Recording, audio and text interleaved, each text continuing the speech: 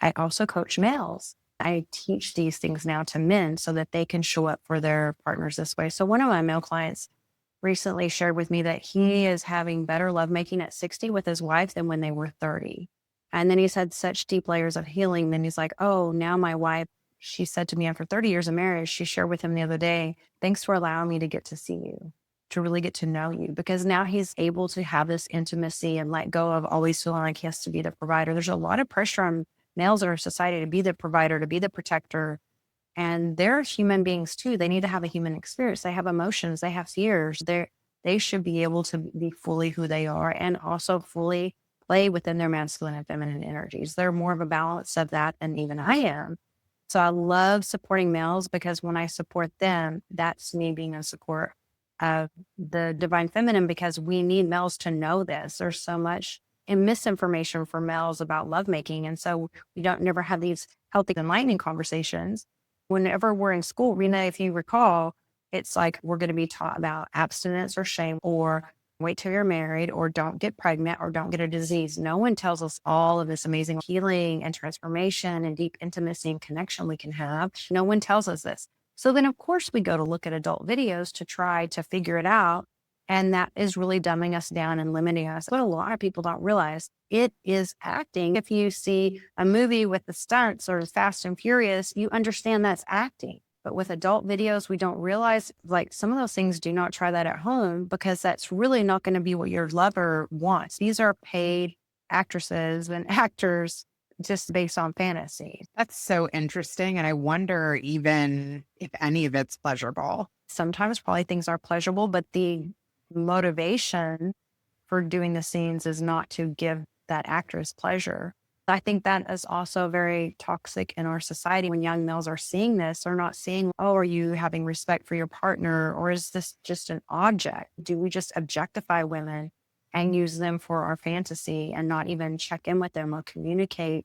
I love to watch things like erotica and things that are ethical, like ethical adult videos, because we never know too sometimes where these sources are coming from, pun intended. But anyway, we don't want to be fueling the fire for a system or things that are unethical or things that are with trafficking or things like that. And you got to think of what you're consuming too when you're in that energetic space. When did you start experiencing the love and intimacy and caring about the other person? I am loved and cared for my first lovers, and I have been married before, but I did not have the tools to have healthy relationships with them because I had such a dysfunctional relationship with my mother. And then they carried on their own trauma and things too. And then if you haven't healed these aspects of yourselves and you come into a relationship, you don't relate very well. We approach love and relationships from scarcity or lack. We don't feel love. That's why Tantra first starts with pink Tantra. It talks about self-love in the heart chakra. Having this self-love allows you, when you're with a lover, to really be a better lover and to connect. And when you're with someone, you can't pour from an empty cup, because then if we're loving when we don't even love ourselves and from scarcity, then we start to resent our partners, right?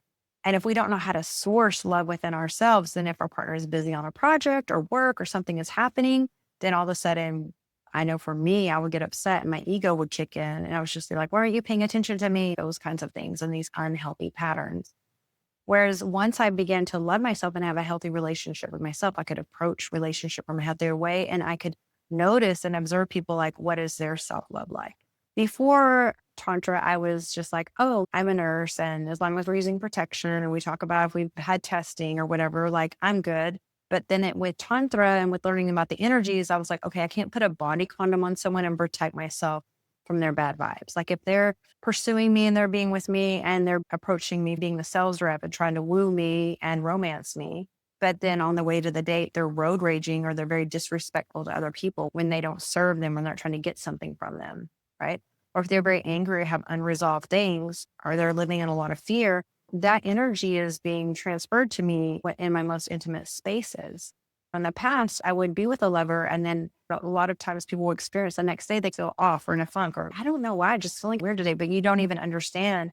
You could have been taking on some traumatic, some energetic debris from that lover if they were not in a good headspace and a good heart space and their energy is not on point. So I started thinking about, okay, watching and observing people for longer to see how they are on a consistent basis and just seeing if there's someone that I admire and that I look up to how they live their lives. And that I'm not going to be with someone unless I would like to be like that person.